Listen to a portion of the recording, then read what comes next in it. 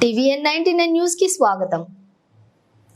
MIM chief Hyderabad sitting MP Asaduddin ఓవైసీపై Hyderabad Lok Sabha BJP అభ్యర్థిని మాధవీలత ఈసీకి కంప్లైంట్ చేశారు.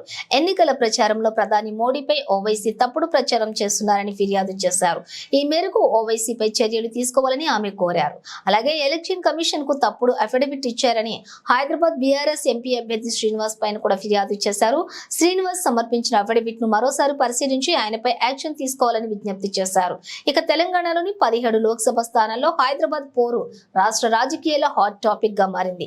గత 40 సంవత్సరాల నుండి ఏకధాటిగా హైదరాబాద్ ను పాలిస్తున్న ఎంఐఎం ను గద్దె దించడమే లక్ష్యంగా కనీసం పార్టీలో సభ్యత్వం కూడా లేని మాధవీలతకు అనే మహిళకు ఎంపీ టికెట్ ఇచ్చింది బీజేపీ అంచనాలకు తగ్గట్లే మాధవీలత సైతం ఓవైసీతో హోరాహోరీగా తలపడుతోంది.